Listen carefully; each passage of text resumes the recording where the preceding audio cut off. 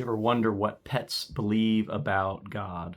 We tend to get our needs and our wants confused, and so we spend a ton of time striving after things that we want but don't necessarily need. I think about the dogs that we had growing up. They were incredibly content to lay around in the garage, chase squirrels, eat food, and be loved on. Modern day dog food commercials always amuse me. I remember what my dogs ate, and let's just say they were not discerning eaters. I've watched dogs put too many strange and disgusting things in their mouths to think that they care too much about what flavor their food was.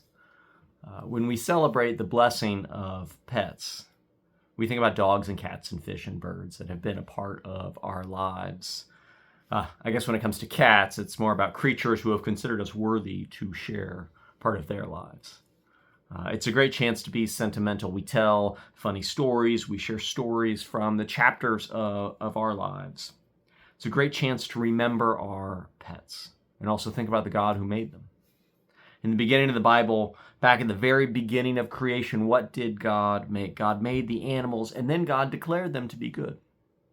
I love the way that God stops at the end of each day of creation and declares all things made to be good. Creation wasn't waiting for humanity to be good. It was good the way that God had made it.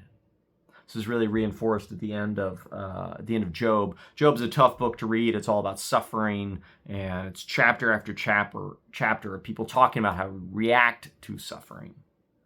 But towards the end, as Job has been wondering if God would appear, all of a sudden, out of the whirlwind, God does appear and speaks to Job, and God spends chapters telling Job about some of the cool animals that God has made. And it's obvious that God finds joy and delight in some of these animals, even if they weren't made for human enjoyment. Have you ever seen the documentaries about the animals that live by the vents on the ocean floor, thousands of feet below the surface of the ocean? Why are they there? They're not for us. We don't need them. We didn't even know about them for the longest time. We still barely know about them. I think they're there because God finds joy in them. They're good, completely apart from us. Creation reflects the creativity of God. Think about the variety of animals. We went to see a musical on Friday night about the circus, and they were talking about elephants. And on Friday, then, I was thinking back Friday morning, I'd been scowling the chipmunks running around on my patio. Think about the different kind of dogs you see, from the largest standard poodle to the tiniest wiener dog. God didn't need to make so many different types of dogs. It's a bit of excess. And yet God did exactly this. The psalmist is marveling at it. How manifold are your works. The earth is full of your creatures, all of which are looking to God, all of which are cared for by God. There's clearly a God who finds joy in creating this diversity of life and sustaining it.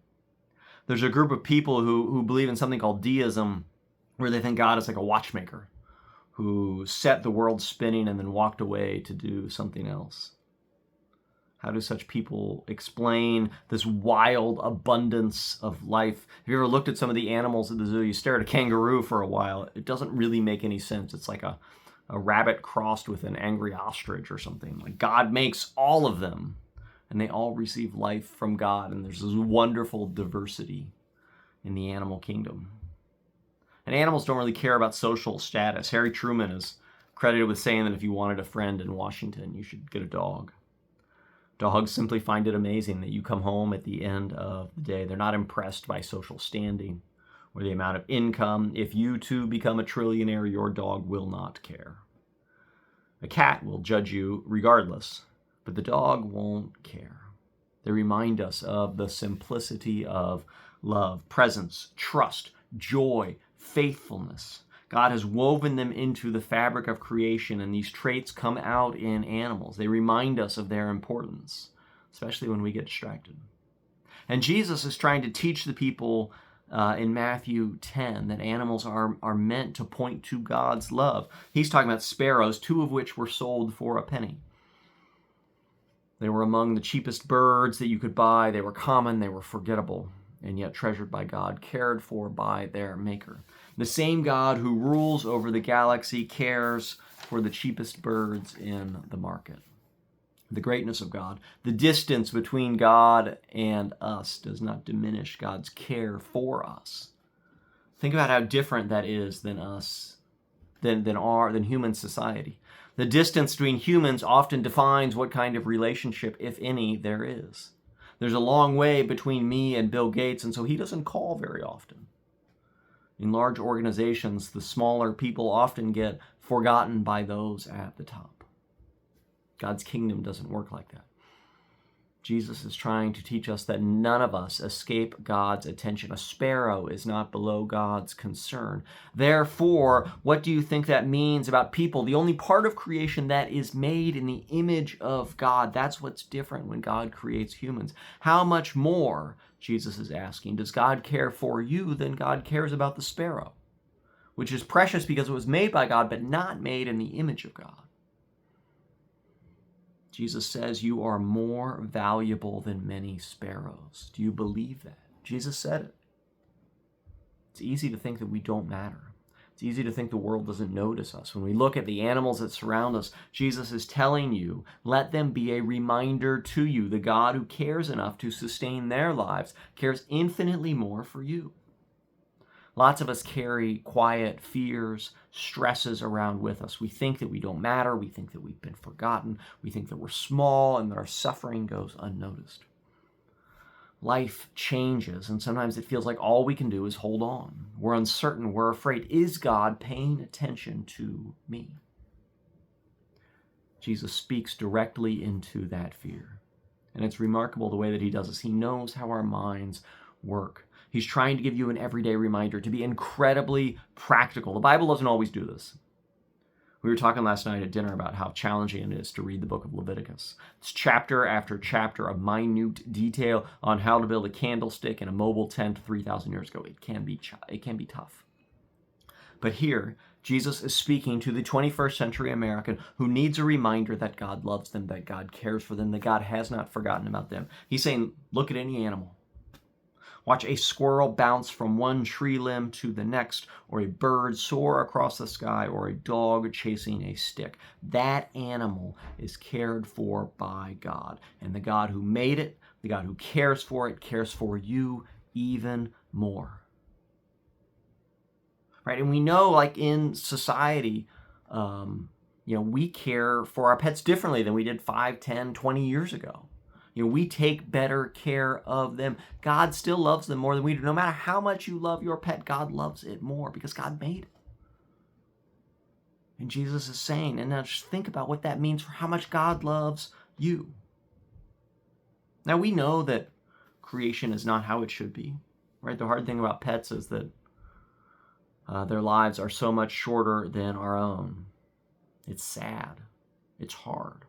There's a comedian I saw a clip of. His name Jimmy Carr. He was asked how he dealt with his mother's death. And you know what he said? He said, grief is the price of love. And I love it because it links grief and love. We only grieve because we have love. We're sad when animals die because their love is so pure. It triggers something within us, something that reflects the fabric of creation. Things are not the way they're meant to be. We're made for love, to love. It's the way things are supposed to be. And the reason we struggle to accept God's love is that the good creation God made is broken by sin. But the good news is that we get glimpses of the way it should be. And it goes back to what I said earlier. Animals show us presence, joy, faithfulness, love. They remind us of those pieces of creation. When we love our pets, we're celebrating the goodness of creation. We're thanking God for the wonders of the ways in which God creates.